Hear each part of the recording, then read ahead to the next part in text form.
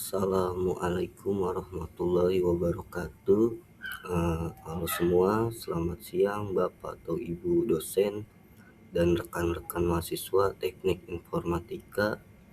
Saya Amar dan di video kali ini saya tidak akan hanya mendemonstrasikan kode program biasa, tapi di sini juga ada sebuah simulasi logika untuk sistem on-demand service yang dimana topik yang saya angkat adalah Smart Waste Tracking Logic. Nah, mengapa ini penting? Karena seiring perkembangan Smart City, pengelolaan sampah digital memerlukan pengelolaan data yang presisi, efisien, dan dinamis. Nah, dalam tugas ini, saya akan menunjukkan bagaimana mengolah sekumpulan data transaksi penjemputan sampah menggunakan fitur-fitur modern dari tipe script, dan saya akan menerapkan teknik fungsional programming. Nah, seperti mapping dan filtering yang sudah menjadi standar industri saat ini. Terus juga seluruh parameter biaya dan perhitungan dalam sistem ini bersifat dinamis karena dikalkulasi secara otomatis berdasarkan digit NIM saya pribadi. Nah, tujuan saya di sini adalah memperlihatkan bagaimana logika programan bisa bertransformasi menjadi solusi nyata untuk masalah lingkungan dan untuk efisiensinya. Nah, mari kita langsung masuk bedah ke kodenya dan melihat bagaimana setiap baris program ini bekerja secara efisien.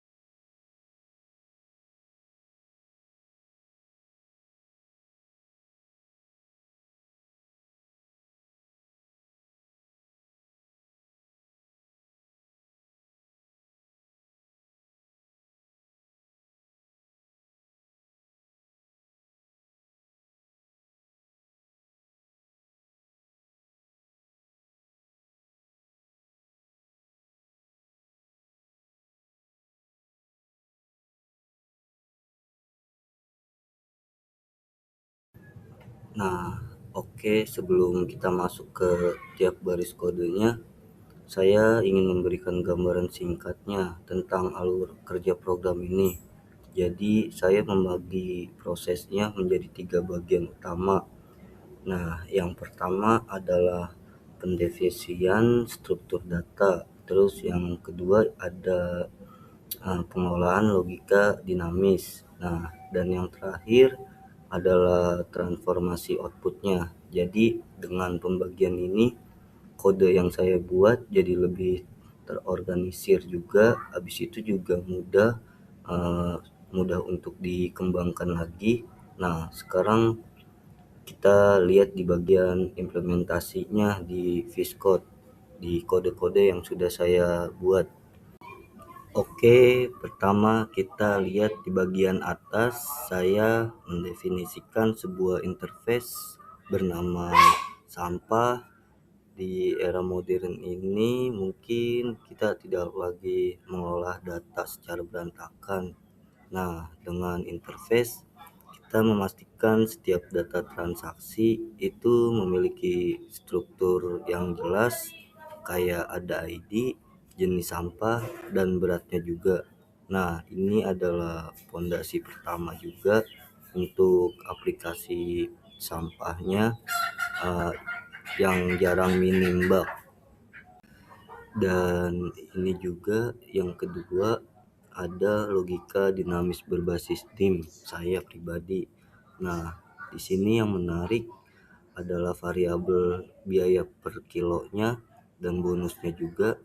Saya tidak memasukkan angka mati atau hardcore-nya, tapi saya mengambil datanya tuh langsung dari NIM saya pribadi, di mana saya menggunakan metode dot slash. Nah, jadi yang saya ambil di situ dari digit terakhir NIM saya.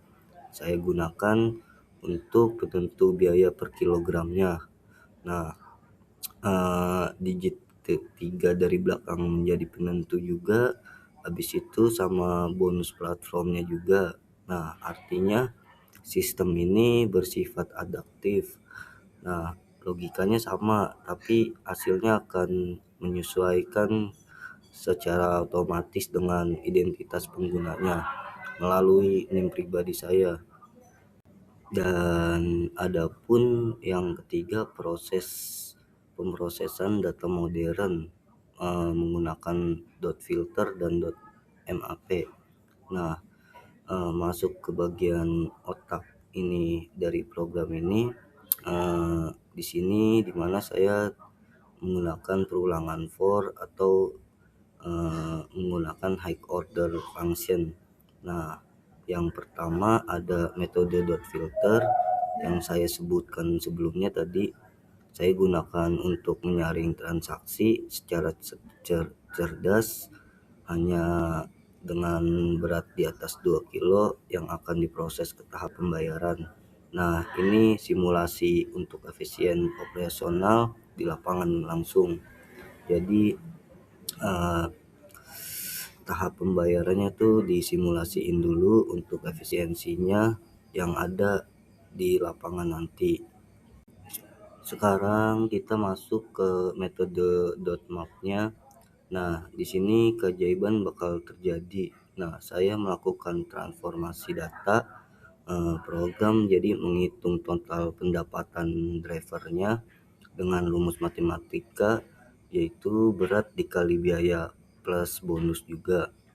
Nah, tidak hanya itu, saya juga menggunakan split operator agar data originalnya tuh tetap dijaga tanpa merusak struktur aslinya.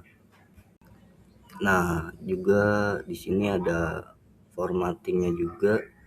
Nah, untuk tampilan juga di sini saya menggunakan API modern dari intl.number format. Nah, itu yang saya gunakan untuk hasil dari ininya programnya. Di situ kita bisa lihat di terminal. Nah, itu saya menggunakan itu sebagai developer. Mungkin saya juga harus peduli pada kenyamanan user nanti. Nah, dengan fitur ini angka mentah tadi itu secara otomatis berubah menjadi format mata uang. Nah, mata uang di sini juga mata uang rupiah, lengkap dengan simbol rupiahnya juga dan titik desimalnya juga. Berkat dari format yang saya gunakan tadi, itu semua menjadi lebih simple, lebih bagus dan terlihat rapi juga.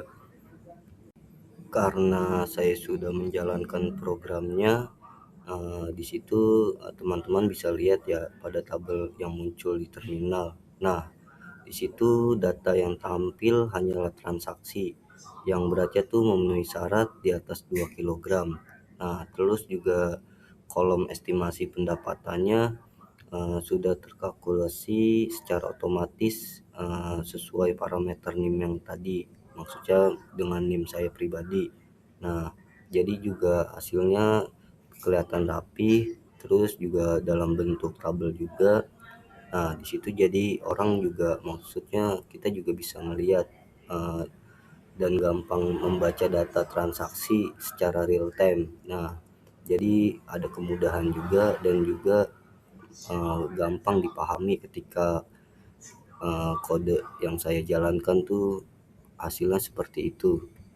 Eee, Tujuan saya di sini sederhana, yaitu menunjukkan bagaimana baris-baris kode ini bisa menjadi solusi nyata untuk masalah operasional di lapangan. Nah, seluruh parameternya juga dan juga perhitungan dalam program ini itu bersifat ya tadi dinamis. Nah, karena juga dikalkulasi secara otomatis berdasarkan variabel NIM saya pribadi. Nah, pengelolaan data seperti sistem penjemputan sampah digital juga membutuhkan alur logika yang tidak hanya jalan tapi juga efisien dan modern. Di sini jadi kesimpulannya itu program ini membuktikan bahwa dengan TypeScript kita bisa membangun logika bisnis yang kompleks namun tetap efisien dan mudah dibaca. Penggunaannya fitur-fitur modern seperti